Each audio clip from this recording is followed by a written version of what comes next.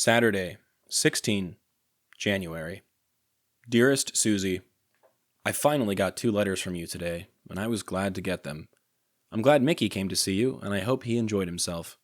How come he spent so much money on the kids? Is he divorced? I can't remember. I've been thinking about your trip to Hawaii. I don't want to discourage it. If you want to come, I will be glad, but if you do come out there and we spend a week, I don't see how we can possibly go to see your folks this year. And I would really like to go up and see them, and I know you would. And we would be able to go up there when I come home and enjoy ourselves. No money problems. We can do one or the other with no problem at all. It is completely up to you, whichever you prefer. We are still flying our tails off. I will be flying all day tomorrow, but the time is flying too, so I don't mind working every day. Charlie is the same. In fact, everything is the same over here. Nothing exciting happening these days, and that is just the way I like it. I guess the boys really enjoyed their Uncle Mickey, huh? Does Brian still ask for his daddy? Did you get to see me on TV? When are you going to send me a tape?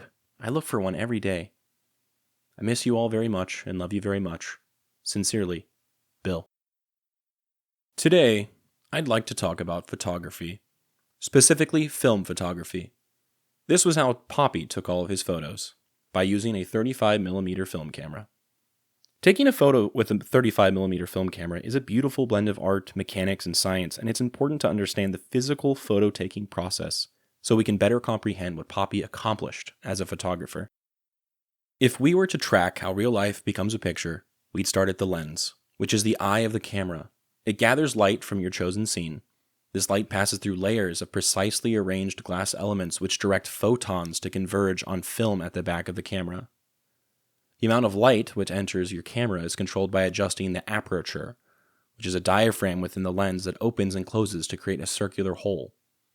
A wide aperture lets in more light, which is perfect for dim conditions or achieving a blur.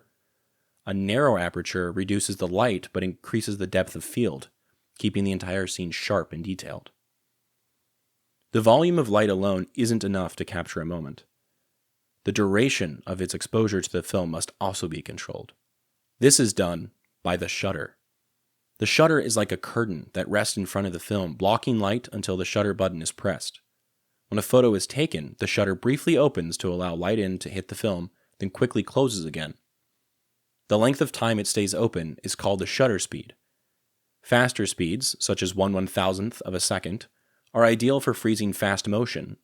Think of a bird mid-flight, its wings suspended in the air. Maybe a helicopter. Slower speeds, like 1/30th of a second, allow more light to reach the film, making them useful in low light settings or when you want to capture motion as a blur for artistic effect.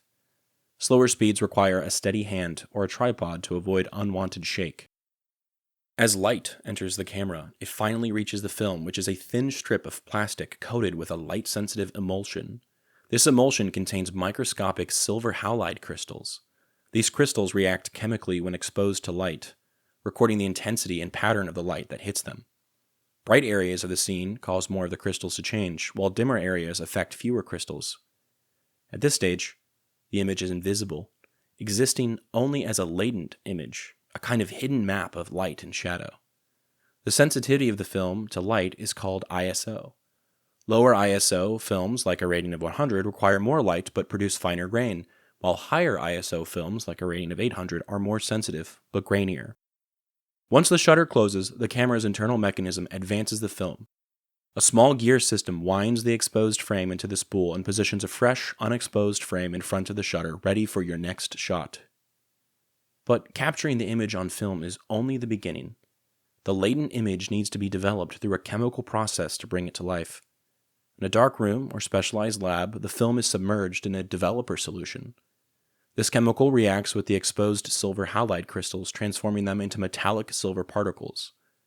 These particles form the dark areas of the image, corresponding to the brightest parts of the scene. A stop bath halts the development process, and a fixer solution stabilizes the image by washing away any unexposed crystals, ensuring the film can be safely exposed to light without further changes. What emerges is a strip of negatives. On these negatives, light and dark are inverted. The brightest parts of the scene appear darkest, and the shadows are light. While in a warzone, often flying, Popi utilized his mechanical camera to capture images with photosensitive film preserving what he saw forever on silver halide crystals. Photography is a simple yet delicate process, and in my opinion, his photographs are one of the greatest achievements of his life. To conclude, I'll share that today is my birthday. If you are enjoying the show, it'd be a real gift to me if you would like this episode and subscribe to the show. If you feel compelled, feel free to comment your thoughts on things or email me. I'd love to hear from you. Most importantly, there's enough of the show out by now for you to know what it is. Consider finally taking the time to share this with someone who you think would enjoy it. Perhaps your grandparent is still alive and they remember the 60s. Maybe you have a friend who is a war buff. Either way, sharing would be the greatest present to me. The photo I chose for today is a blurry, dreamlike photo of Charlie wearing his shirt, sitting on the ground, and eating something. I chose it because it's one of my favorites. Happy birthday to me.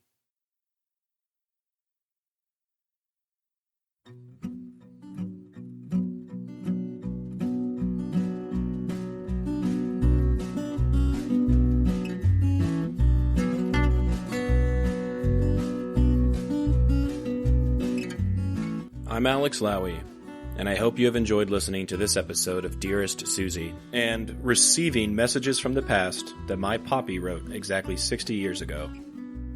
I sincerely appreciate your time and interest. Please consider following the podcast on your preferred platform, and if you're enjoying it, I kindly ask that you take the time to rate the show and leave a review. Also, please follow the project on YouTube, X, and Instagram. All likes, comments, shares, and reviews will help grow the reach of this story. The links for these things should be in the description of this episode. Please feel free to email me at dearestsuziepodcast@gmail.com if you have anything you'd like to say. I'd love to chat or to hear about your stories as well. Thank you for listening, and God bless.